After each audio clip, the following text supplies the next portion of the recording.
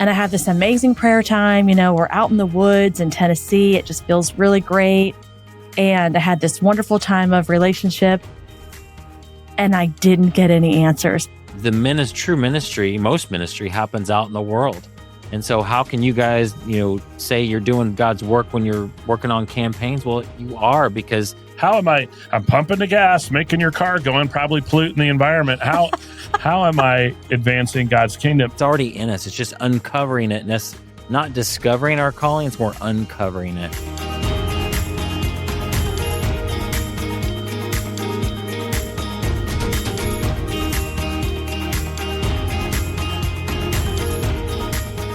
Hello, and welcome to the Liberty Spenders podcast. We are Kurt and Kristen Ludart, your hosts, co-founders of the Prosper Group, an agency that's helped raise over $500 million and help elect over 100 members of Congress, 15 governors, 15 U.S. senators, and 1 president. And now, in addition to helping political candidates get elected, we're helping your business get elected by answering this question. What if you could exponentially grow your business by tapping into a lucrative and engaged audience that we call Liberty Spenders? Now, they are Christian or politically conservative consumers. We found over 76.5 million of them, and they're looking to buy from businesses and brands that align with their values. If you want to learn more about this, you can get access to our new best-selling book at libertyspenders.com/free. And today, we're excited to have Ryan Reger. We are. Yes. Ryan is a faith-driven entrepreneur, author, and coach with over 15 years of experience building thriving online businesses and mentoring others to live out their God-given purpose. We know Ryan from Indiana politics, but that maybe that's a past life. It's a long time ago. He is the author of impactful books like Streams of Income, Finding Your Grace Place, and Unleashing Community. And he's the founder of the Unleashed Movement, a global community empowering people to activate their kingdom calling. Ryan, welcome to Liberty Spenders. Thank you. My honor. I'm glad to be here. Yeah, we're excited about it too. I thought it was fun to recount this story. We ran into Ryan at National Religious Broadcasters. And yes. I remember one time running into my political science professor in Walmart. Uh-huh. And it was like, wait a second. Like Twilight Zone? You don't belong here. You exist only in my classroom. And to see you doing something normal like Walmart was really jolting. And that was sort of wait a second. I know Ryan from Indiana politics. What's he doing here? Yeah. And it was good to reconnect. And I have followed, both of us, some of the work you've done with Amazon communities and others. And so it's really cool to see people like us getting out of this dirty world of politics and doing some good in the world for a change. Don't be starting that rumor. Yeah, we're not out. We're not out. We're only working for a half dozen of politicians at this time. So the number of Hail Marys we have to say on Sunday to absolve ourselves has gone down. I know. Also not Catholic. What are you doing? Anyway, way to start this off.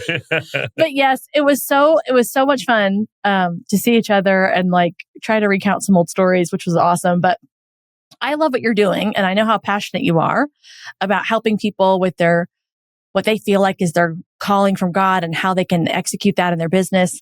And so I was just curious, before we dig in, what do you think is the first step someone should take when they feel like they're wrestling with this and they're feeling stuck or they're unsure about their purpose? Yeah, well, I feel like most people don't really have to figure it out. It's already in us. It's just uncovering it. And that's not discovering our calling. It's more uncovering it. Because I'm a believer. Y'all are too.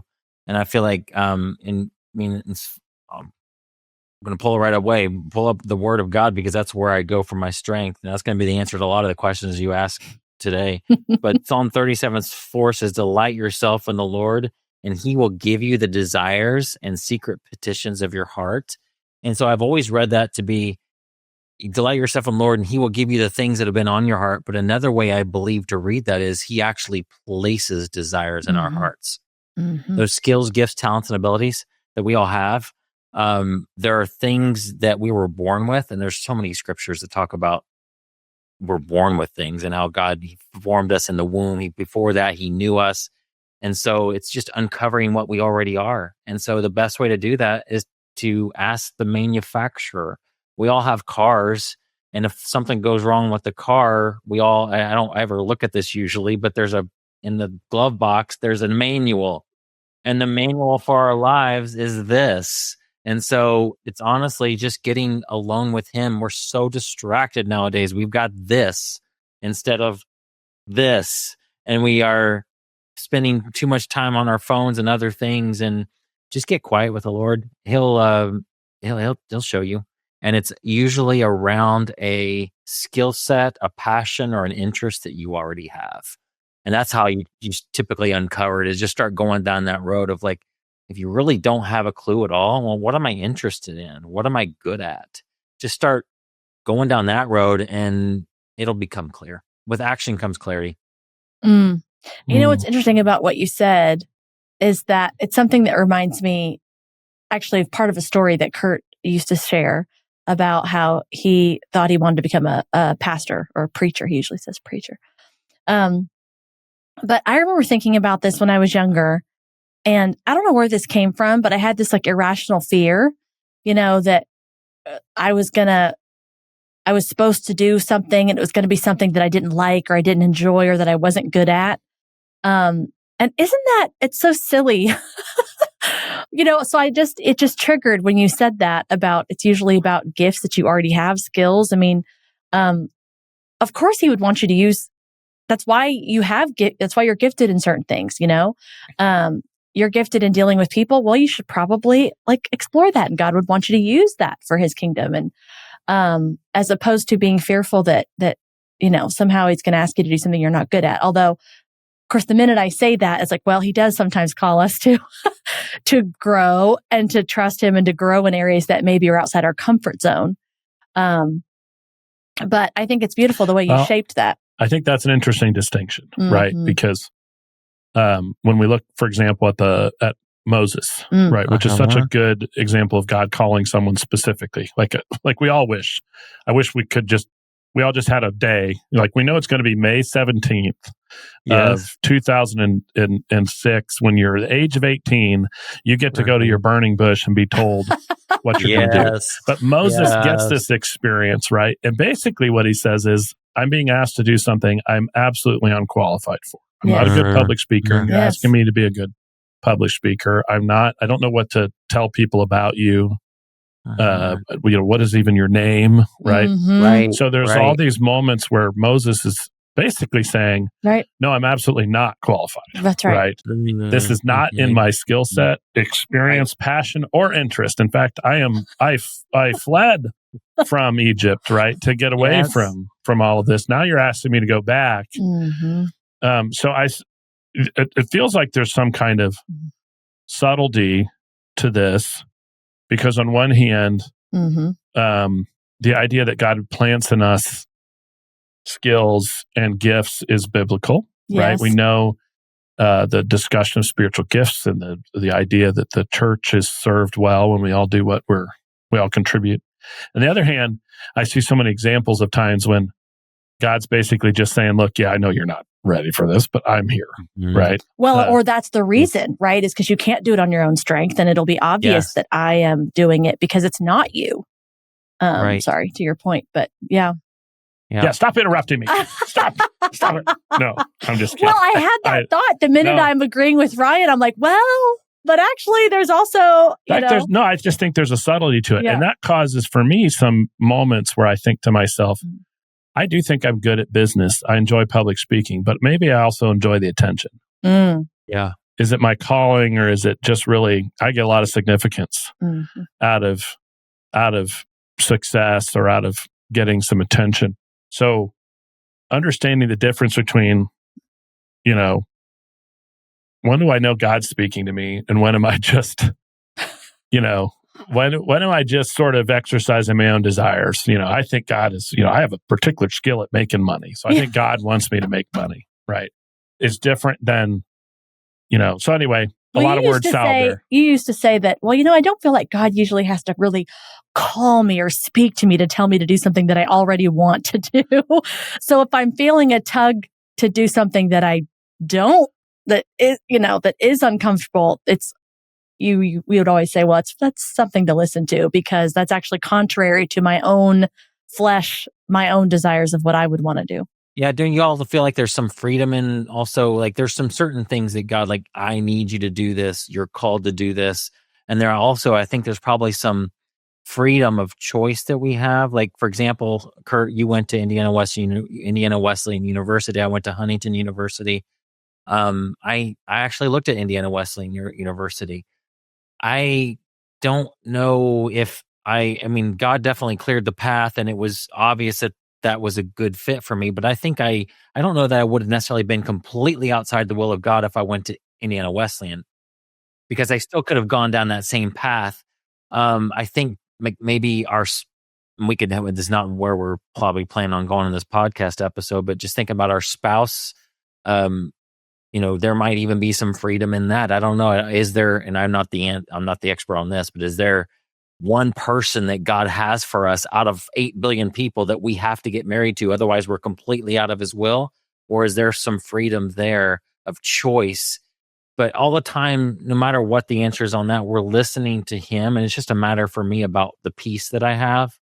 And I don't think we necessarily have to ask God for every single little thing. Like, God, I have this opportunity to go to an event in Colorado. Should I go or not? I mean, it's wisdom in asking, because there may be a reason he doesn't want you to go. But you may also hear silence, because it's like, you want to go for it. Now, if there's going to be reason you shouldn't go, like there's an attack going to happen, or the plane's going to go down, I believe he gives us warnings about those things, and will tell you, you'll have a check in your heart about those types of things. But I also believe thinking about my son, he's 8. You guys have young kids too. I mean, I'm not going to say, if he wants to go play Legos, go play Legos. If he wants to write and draw that day, I'm not going to say, no, you need to go play Legos today. I feel like, and this could be a fun discussion, but I feel like there's a lot of freedom that we have. And if we want to go do something and it's not completely outside God's will for some reason, or it's not, you know what I'm saying? I think he gives us freedom of choice. Well, I actually think this is the most important topic. So I want to go down this path, because I just think, we talked about this a little bit on another episode recently, is this idea that, God can and will use us and call us into different things. And one of the things I think about from time to time, and I think is maybe a belief system that needs to get rooted out, but it's also understanding this better, is this idea that, if I felt called to the ministry, that seems obvious, right? Okay, I'm building the kingdom. That's my job. My job is to preach and share the word and evangelize. But if I own a metal fabrication business, or if I have a restaurant, which we do, or a gas station, right? How do I see myself, or how do I recognize God's calling in that? And how do I know and feel that same kind of, certainty, right? You would think, okay, a pastor, Kristen related this story briefly about me thinking about becoming a preacher. And I ultimately decided not to do it on the advice of my minister, who told me I shouldn't do it unless I felt like God was going to strike me down. He said the calling needs to be that certain. You don't become a preacher because you like public speaking and because you want to lead people. You become a preacher because God called. And I thought, you know what? I don't feel that. So I didn't do the preaching thing. But then it kind of leaves you with this, well, wait, now I'm in this rather banal business. I do digital marketing. I sell stuff on Amazon, right? Or I sell gasoline. That seems like the most neutral thing, right? Like I'm pumping the gas, making your car go and probably polluting the environment. How am I advancing God's kingdom and feeling the clarity on that? I think there's a lot of people who lack it. That's good. That's maybe a part of the problem you're trying to solve, but they lack it. When you hear the story of Moses and he gets obstacles, you think he stuck to it because he knew that was God's calling in his life. Right. But if I sell less gas for 6 months in a row, is that, the question is that God's calling? Am I supposed to fight through this because God told me to sell gas? I don't feel so. How does that affect, again, I'm jabbing a lot of word salad at you, but I think this is an important topic.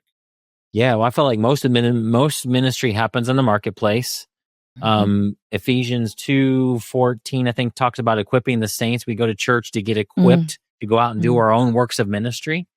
A lot of a lot of your listeners probably go to church somewhere, and often churches, these are the professionals on the stage. Yes. We're just the peons in the congregation. We have businesses, but that's not nearly as important as what you're doing in the mission field or what a pastor does on stage. And that is so not true. It's wrong. The true ministry, most ministry happens out in the world. And so how can you guys, say you're doing God's work when you're working on campaigns? Well, you are, because there's so many ways you are, but like raising up godly people who need to be in office, or just the vendors you come across. You may be the only Jesus that person ever meets.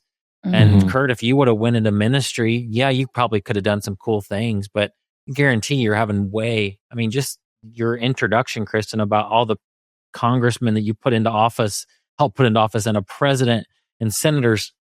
You guys had way more impact doing what you're doing for the kingdom than you would have, Kurt, if you would have been a pastor, I would venture to say.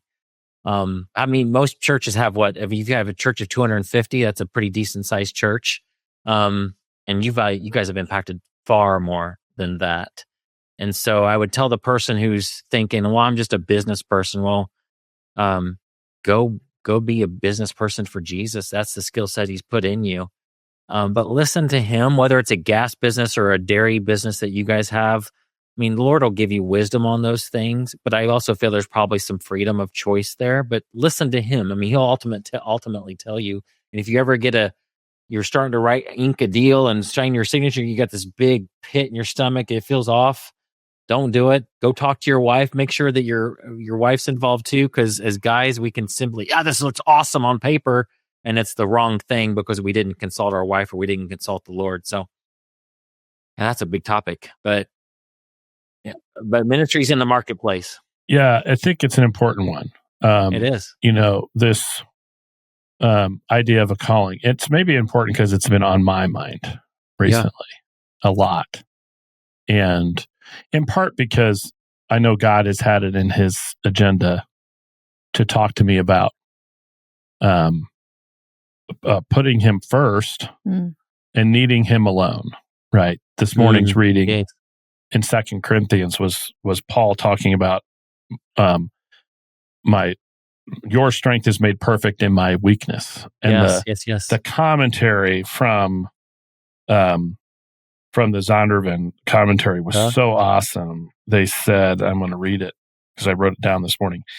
Paul was saying it's Christ's power, not freedom from his pain, because he's talking about the thorn in his flesh and that. Yes. Not freedom from the pain that is indispensable to Paul, right? So if he could get rid of the pain, but not have Jesus, that's not workable. He'd rather have the pain. That's not the trade-off you want, right? And, yes. And so I've been thinking a lot about this, because as somebody who I'm a task-oriented, right brain guy who wants to write down goals, put them on a vision board, and succeed. And given as many entrepreneurs, right? Given over to my devices, that's the only thing that would matter to me. Yeah. I felt God say to me about the idea that he's not just there to draw some boundary lines for when I, okay, Kurt, do what you want, just don't steal anything. Right. That's not the name of the game here. So I've really been spending a lot of time on this question of God's calling, and how to hear it, how to hear God's voice, how to know, because I feel like we make very consequential decisions on a regular basis. Hire people, fire people. Yes, you do. Yeah. Make this investment, not make this investment. And each one of them feels like something I want God specifically to tell me exactly what to do. Right. Well, we all want to feel that certainty, and there's some of that is appropriate and some of that we're not going to have. To your point, you got to have some faith, and, that goes back to, what is your relationship? How are you listening for him? One thing that Kurt and I shared about is we'd scheduled time to go on a prayer retreat and to have some quiet time, because we felt like, okay, I ask a lot of questions, but how am I listening for answers? We had heard through a number of these referral conversations, even podcast guests, that other people had done this. And Kurt finally said, if one more person brings this up, but clearly we need to be doing this because enough people have brought this up and we were really wrestling with a lot of what felt like very big decisions. And so fast forward, we do this and I have this amazing prayer time. We're out in the woods in Tennessee. It just feels really great. And I had this wonderful time of relationship and I didn't get any answers. And boy, was I mad. And the lesson that I learned after that was, wow, I had just set up this expectation, like not on purpose, but like, all right, God, I'm giving you a couple of days. I've scheduled it in my planner. I'm out here. I'm listening. I'm singing. I'm worshiping. And now give me the answers. Give me the goods. Yeah. Like it's on my timetable, And it really hit me because it did. It took me a few days getting back. And I said to Kurt, I'm like, I know this, I shouldn't, but I'm mad. I'm frustrated. I'm disappointed.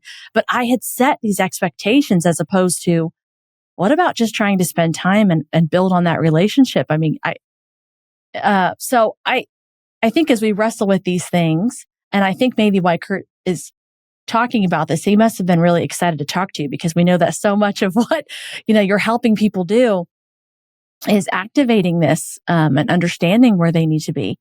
And so I just recognize that, my relationship isn't where it needs to be when I don't feel like I have enough of this rhythm of going to him, this rhythm of seeking him first frequently, first and on a regular basis instead of first trying to solve it on my own, first trying to, let me ask advice from all these other people. And then it's only when I'm hitting a wall, how much later that I then seek, the one. So that's how I look at it, but it doesn't give me that quick fix, but I don't know that there is one.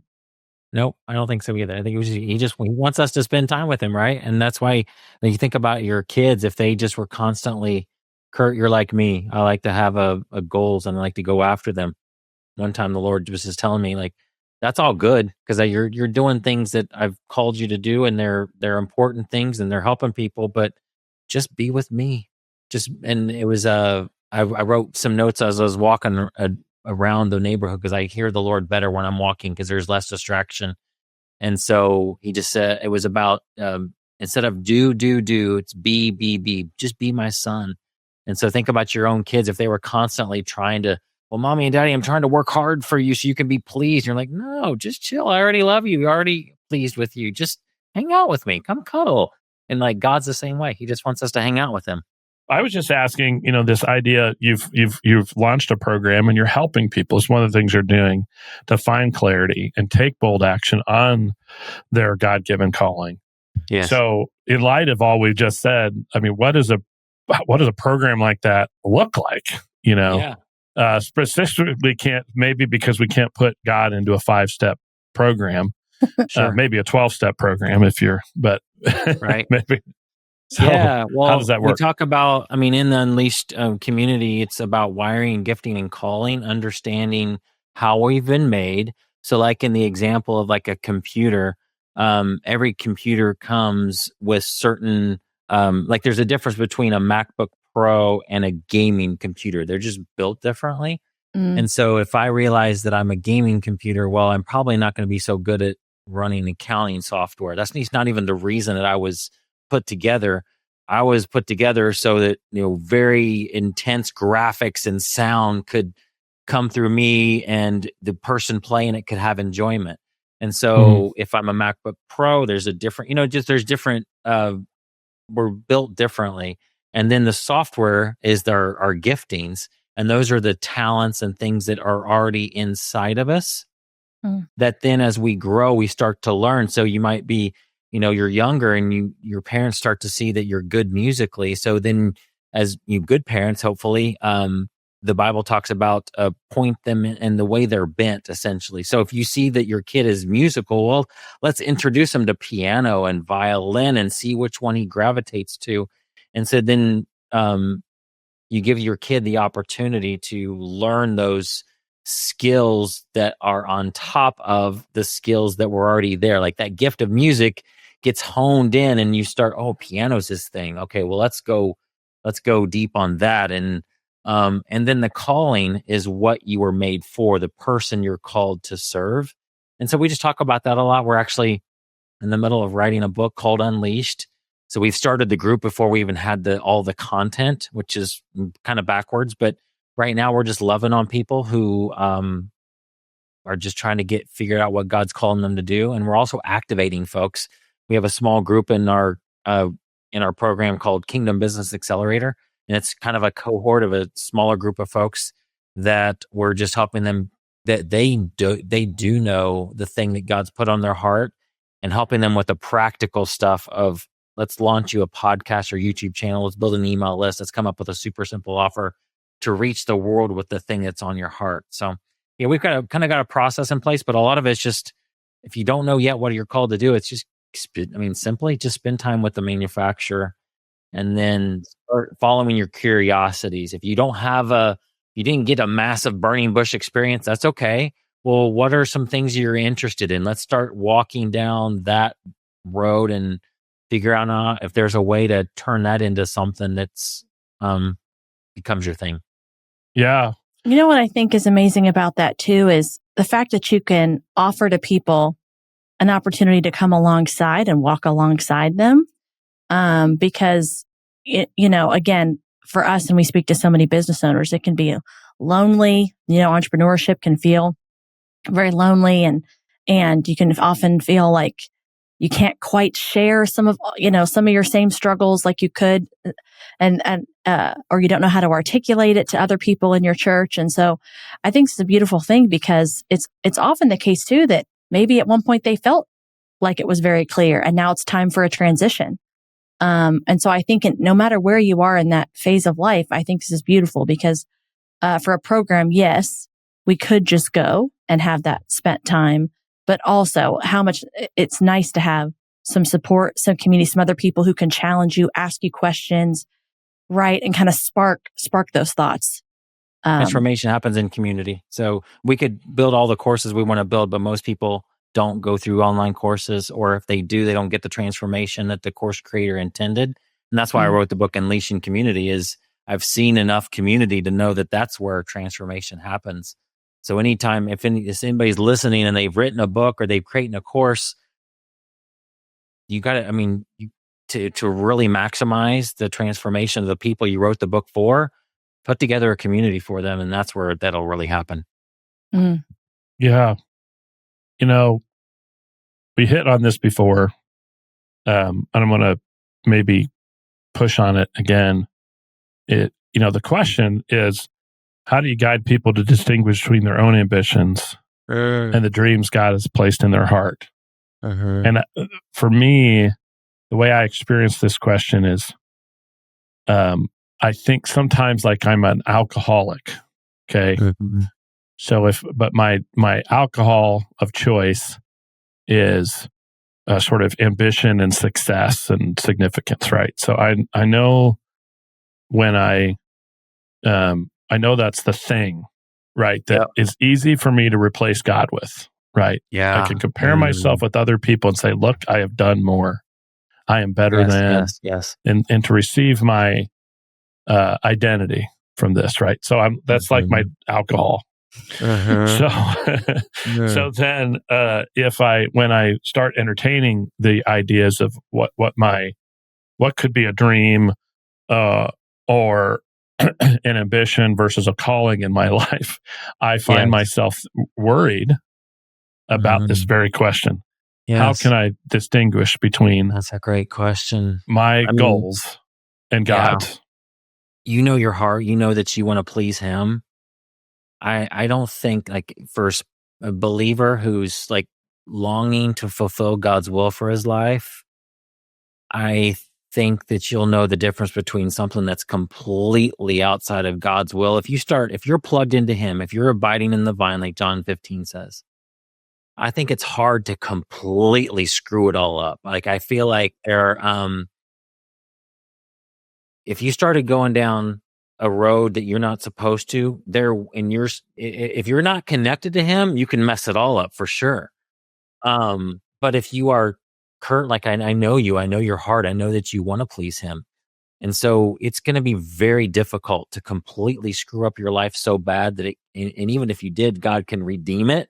But you're going to have that check in your spirit. You're just going to know like, ooh, something feels off about this. Or let's say you and I partnered up on something and it felt right at first, but then you get into it and you're like, there's something about that Ryan guy. I'm not so sure. And like you start to get this, there's something not right. I mean, that's the Lord telling you, no, that's not the right direction. So I feel like for somebody who is sincerely wanting to please God and fulfill his call, you just there's a lot of freedom in our choices, but then it's just a matter of listening to him. Isaiah 30:21 says, as you're walking along the way, there'll be a voice behind your ear saying, this is the way, walk in it.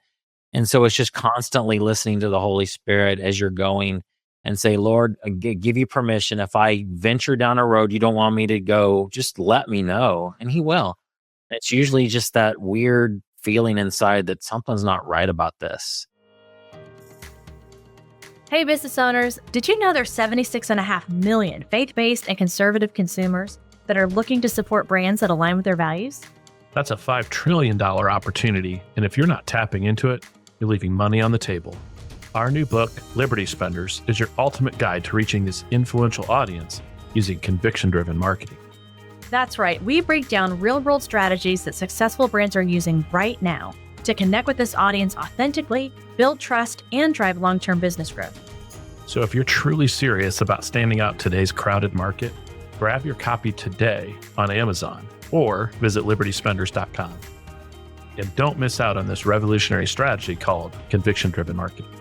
Yeah, well, I know looking at your own journey, you made a big pivot because you were focused on Amazon and an Amazon community, and now you're doing this new thing.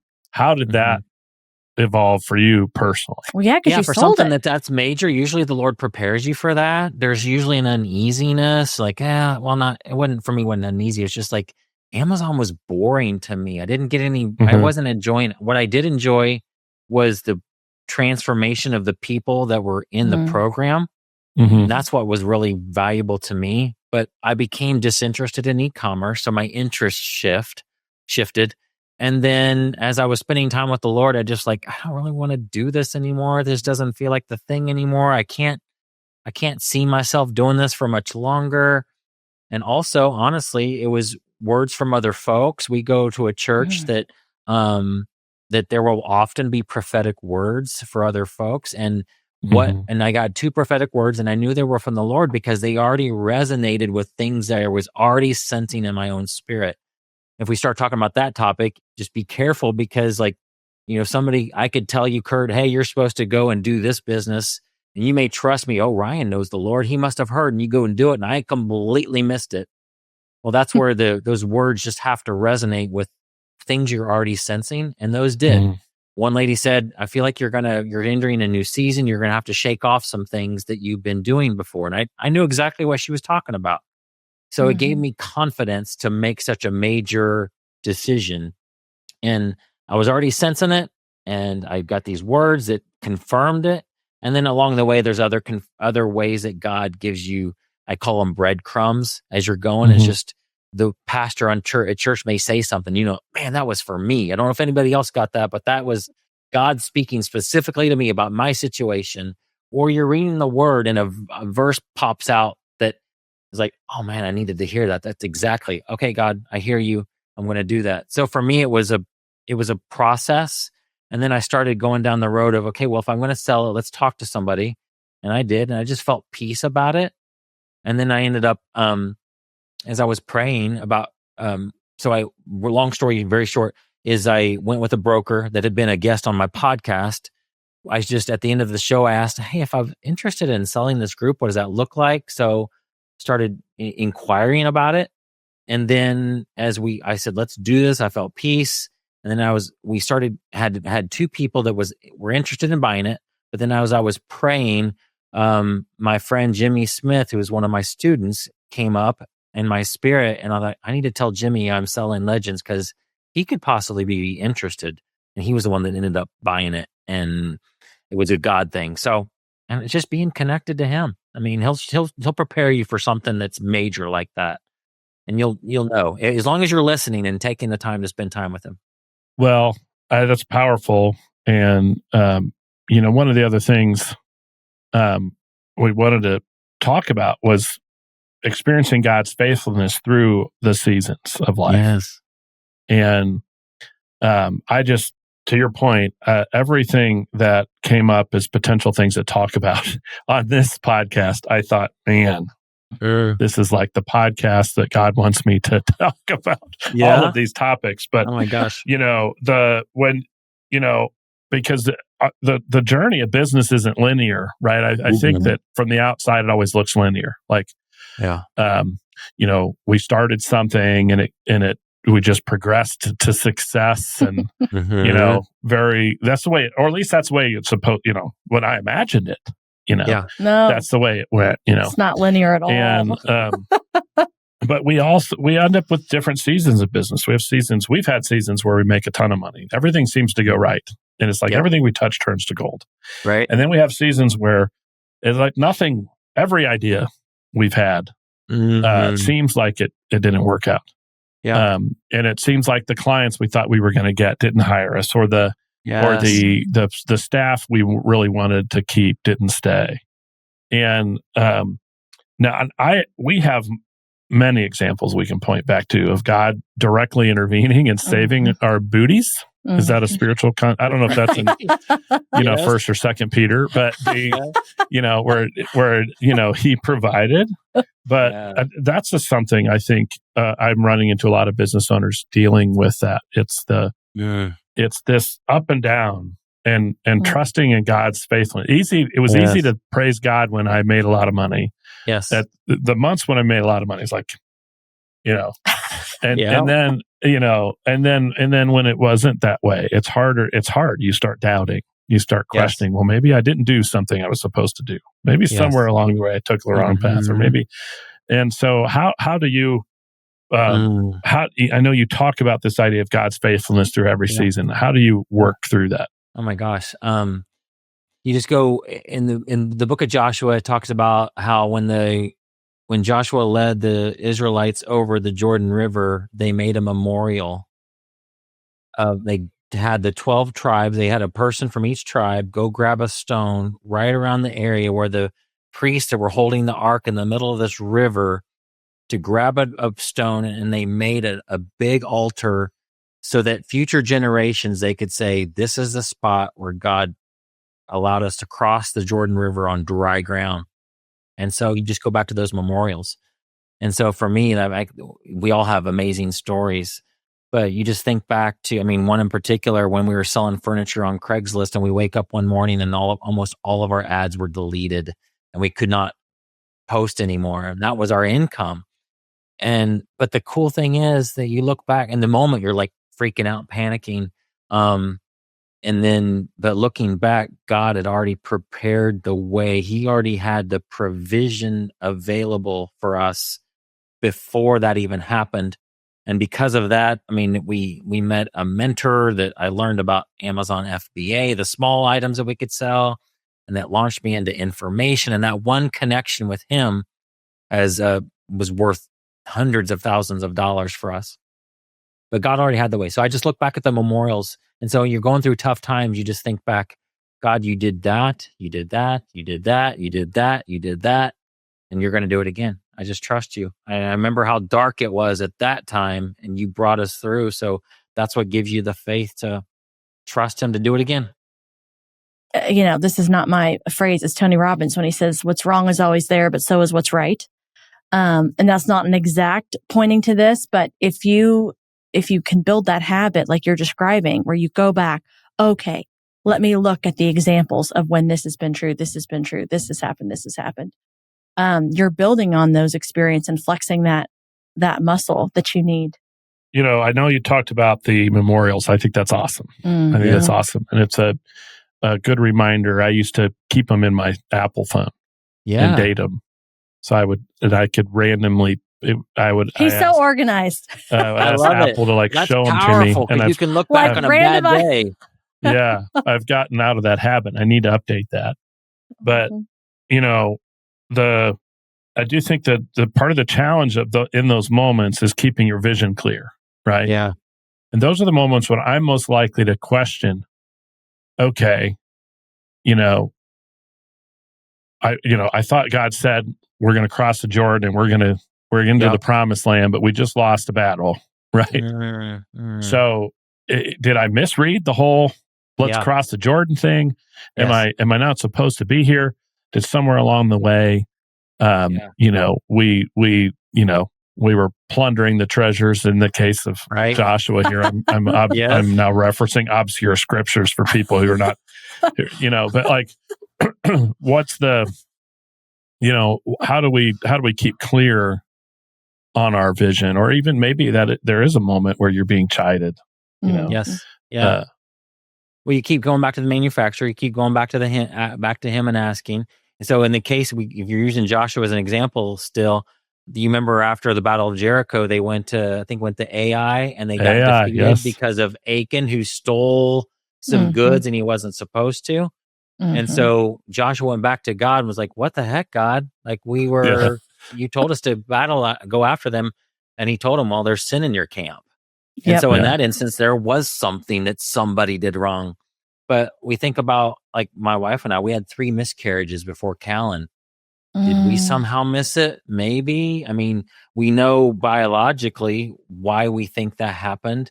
And we got it. The Lord led us, heard some medical information that caused us to be able to conceive Callan. And now he's 8. So it's just a matter of going back and saying, God, I don't understand. I thought you said this. And he's so gracious and gentle with us, and will be loving.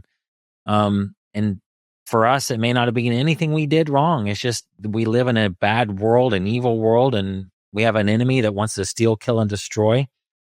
And so it's just, honestly, the answer is just go to him and ask. Yeah. Well, and I think sometimes there can be this temptation and you kind of touched on this, I think, at the very beginning, to either put, you can, there's 2 extremes. You can put very little emphasis on anything being directed by God, and you could also put too much. Like everything that goes right or goes wrong isn't because he was directly wanting it to be so. Like there are things that are circumstances that are outside of control. There are things that happen to us because of what other people do, or other people sin or do things of harm that aren't necessarily. And so I think, like you said, it's about being connected, so that you can try to discern the difference between those 2. Yeah. And again, having your heart, because if we really want to admit it, and if we really get quiet, even if it's not the reason when something goes wrong, sometimes I feel like things have to go badly enough to like get my attention enough. Right. And so, okay, what could I learn from this? That's always a good thing. Yeah. Well, it's, these things are, I think, they weren't things I was necessarily taught, right? But there's no class in business school on, hearing God's wisdom and hearing God's voice as we make decisions, right? And I think even in church, that's a difficult topic, right? And maybe it's because a lot of people hear God's voice differently. Some people, I know people who've had experiences where they almost heard audible voices, and you shared about prophetic wisdom, and other people just have been, they read scripture and they feel very clear, or they feel like there's an open or a closed door, but it's such a important topic. And I don't know that it was one that I mastered, growing up. And now that I'm hitting my 40s and such, and you start realizing what's more important and what's less important, you understand that, I could make another millions and not be one iota happier. And so you start to appreciate, okay, God's probably got more for me than I thought. But then trying to learn how to hear. So difficult. Well, there's so much more fulfillment, I think, that he offers. And, for me, Yeah, I was so focused on, well, just don't do the wrong things, right? Like just do the right and the wrong things, and definitely a lot less emphasis on the relationship or the discipleship and growing in my walk. And those didn't happen until well into my adult years. So yeah. Well, there's some fear there. I remember have you ever heard that comedic Christian song, "Please Don't Send Me to Africa"? Right. Have you ever heard this? Yeah, it's a great one. You got to listen to it. It should be part of your training materials because it's such a funny, but the singer is saying, "I'll do anything. I'll serve every weekend at a homeless shelter. I'll do, it's all this stuff. And I want to serve you, God, but just don't send me to Africa." And I remember this because there was an African missionary Ralph Trainer, who's part of our denomination, he came to talk about his ministry, and he entered the back of the sanctuary and he sang this song. But anyway, awesome. It was just a funny song, and it's so light. But there's something at the core of that song. We're laughing about it, but it's this idea that, if we let God lead, he's holding something back. Right, that our life will somehow be incomplete. Right. That God might, if we let God lead, he's going to send us to Africa. Right. And he probably isn't going to want us to have financial success like we design. Oh my gosh. I had this interesting conversation just last week with a Christian filmmaker, and he said something similar. He said that he meets with a lot of people who are Christians in film, and they say things like, "I want to serve God." Yes. In film, but I want to make money too. And and he says he encourages people to take the ands away. Yeah, right? Exactly. And I think that's part of the lie. I mean, it was the original lie in the garden, right? God's holding something back from you. If you just, right. I know your life's great now, but if you just ate this one apple from the knowledge of the tree of good and evil, because God's holding back the one thing that would make you just like him. And so I think that's the twisted in all of that is this fear that, God's going to tell us something we don't want to hear. Yes. We as parents know that's not the case. We don't want our children to have to go to do something. I mean, if there's a season, we say you need to go to school, and I know you're not like it, but it's going to be for your benefit. Maybe there's a season, but us as parents, we're never going to say, I know that you would hate this and you're going to be bound to this the rest of your life. You're going to hate your life, but you got to do it for me. Like, that just doesn't make sense. Mm-hmm. Yeah. Well, I know that you emphasize in part this idea of building a kingdom-driven life without striving. Now, that's a topic I want to get. So what do you mean by without striving? Yeah. Well, when you're through his grace, you're through the grace and the strength that he provides. I feel like when he's called us to something, when we uncover his calling, and we walk it out, it should be something bigger than we can accomplish on our own. And so even our striving doesn't even get us anywhere anyway, because we know, like, oh my gosh, God, that's big. I can't do this on my own anyway. I need you to help me every single day. And knowing what to even do today. And so it's really striving is taken away. It's just leaning 100% on him and allowing him to work through you to do the work that he's called you to do. So that's what I'd say. And it should be in a way that it's not, it's definitely work. It's not a lazy life, but it's just leaning on him all the time, listening to him and allowing him to provide the grace to empower you to do what he's called you to do. That's what I'd say. Since what God's asking them to do, it might be like, oh my gosh, how am I ever going to do that? He brought up Moses up. He was afraid of talking to Pharaoh because he didn't think he could talk, but then God made a way for Aaron to be there with him. There will be the temptation of fear, but just trusting him. Like, this is what his plan is. He's going to be there with me. He's promised. Joshua 1:6, be strong and courageous. Don't be afraid or dismayed, for I'll be with you wherever you go. And so if he's called you to something, he's equipped you for it. He's given you the tools and resources needed. He'll bring along the people needed to accomplish it, because it's probably bigger than you on your own. And like, you guys could never do what you do without your team. You could, but it would be much smaller. But the impact you've had is because you've built a team, and so he'll provide. But yeah, there'll be temptation of fear there, and it doesn't mean you won't ever succumb to it. But trying to just stay connected to him, the source, and he'll help you overcome it. Before we get into our lightning round, I was curious, what's one key lesson from your own journey? Maybe from launching your communities or something you're doing now with your Unleashed community that you'd want listeners to take away from today. One key lesson. I mean, I feel like I'm a one-trick pony here on one of my answers, but it's really just taking the time to spend with him. He wants a relationship with us.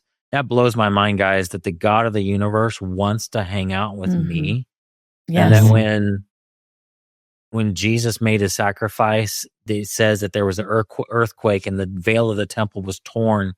Do some research on that, because I've learned that it wasn't as just a tiny little curtain rod with a tiny little shower curtain thing. This was a massive thing that God ripped, and it was like, it's almost like him saying, I can't wait. The sacrifice has been made. Come spend. You don't have to go behind. You don't have to do it once a year. Like, you have free access to me. The like in Genesis, it talks about how Adam and Eve walked with him in the cool of the day. And so he had to wait thousands of years for the day that could happen again. And so it finally happened. And now, we have free access to him. So I'd say just get with him. He longs to be with you. He has all the answers for you. And, that's simply it. Just spend time with him. Yeah. Yeah. Well, do you want to introduce the lightning round? No, that's always my job. I was trying to throw a curveball here, but I'll introduce the lightning round. So here we go. 3 questions, 90 seconds. What legacy would you like to leave behind from your work?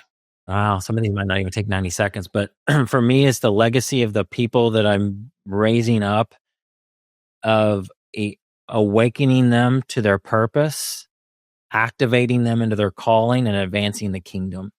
Because I can only do what I can do, and every single one of us has an assignment, I believe, and to have thousands of business owners, ministry leaders that I have helped get clear about what God's called them to do, and to actually go and do it. That would be massive. And of course, my own family, that, simply that my son is, and that's not simple. That's a big deal that we get to raise kids, but that he would grow up to love God and serve him and fulfill his call. To me, if I could do that, I'm been very successful. And now for something completely different.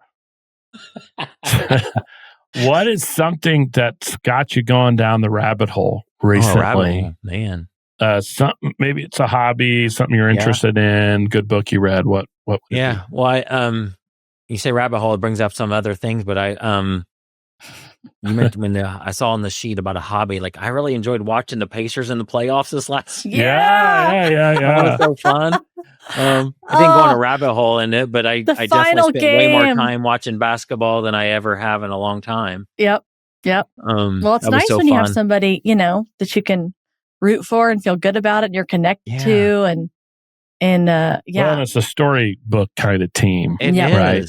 Now so sad that they lost. Yeah. When Halliburton, I saw it. Oh, you just felt it. You could see it on the screen. And of course, they replayed it enough times to just let you live through the torture over and over.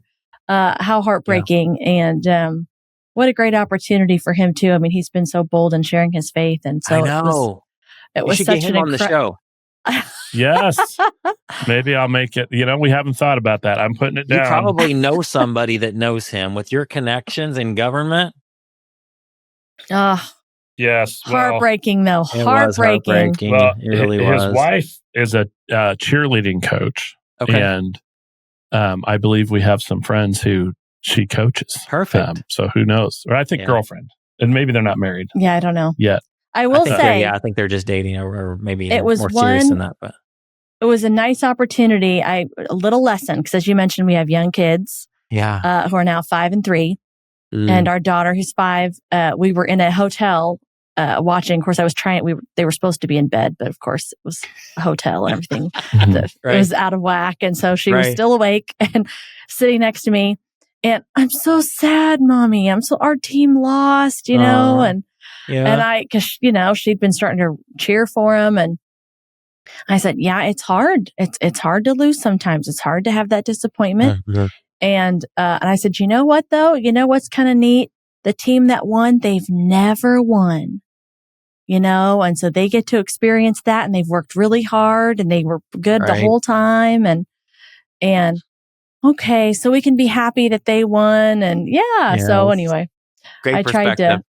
It was because she really was crushed. I'm not happy they won, but Me neither, really. But that's a good perspective.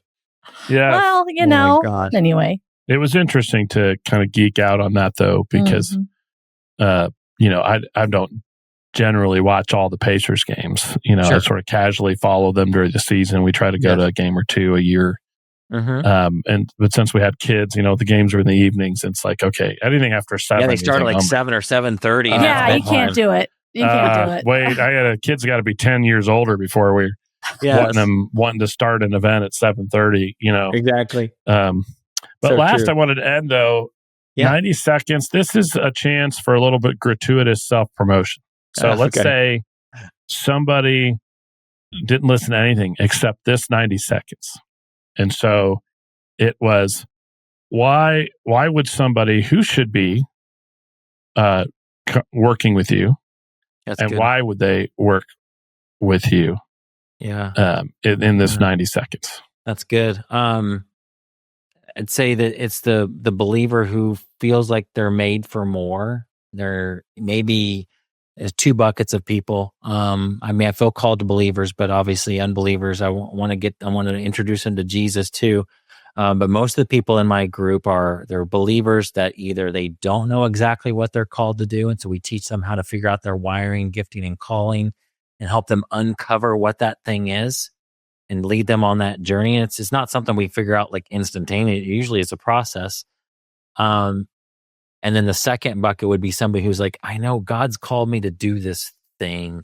I feel called to write a book, get this message out there. They may have overcome something that they feel led to then take that pain that they went through and help other people with it. So we're activating them into that calling. And practically that looks like maybe you should write a book. And a lot of them already say, I've had this book in my heart for years, but I've never done anything with it. They don't know what to do, how to do it. It's intimidating. And so we provide them with practical tools and resources to activate that calling that they already sense stirring inside them. So those are the 2 main people that we feel like we're helping in this community. And it's so fun. And how should they get in touch with you? You can go to ryanreger.com. That's probably the easiest way. Just go to my website. And I also have the Unleashed podcast, but everything, if you just go to ryanreger.com, you can find it all. Perfect. That's awesome. And we're really, really excited to have had you on the show. And I thought we went down some really interesting roads. So thank you so much. And yes, for those listening, definitely check out www.ryanreger.com. And if you can't tell, Ryan is just such a humble person. He gives that very reassuring feeling. Having known him for a long time and reconnected with him, he'd be a wonderful, supportive person to help you walk through that journey. So if this has at all been interesting to you, I just want to give you a heartfelt endorsement, encourage people to reach out. Thanks for giving us of your time and sharing some wisdom with us. And for those of you listening, we thank you so much for your time. If you found value in today's episode, don't forget to like and subscribe so you don't miss anything in the future. And again, we invite you to learn more and get access to our new book at libertyspenders.com/free. Until next time. Thanks for joining us on this episode of the Liberty Spenders podcast. If you're a business owner, we hope today's conversation gave you valuable insights on how to grow your business. If you enjoyed the show, do us a favor. Hit like, subscribe, and leave a 5-star review. It really helps us reach more entrepreneurs and leaders like you who are ready to make an impact. And write something flattering because I read them all. Don't forget to grab your copy of Liberty Spenders too, available now on Amazon and at libertyspenders.com. It's packed with proven strategies to help you reach the 76.5 million consumers who are looking for brands that share their values. We'll see you next time as we continue exploring how to grow your business with purpose and conviction. Thanks for listening. We'll catch you on the next episode and the one after that.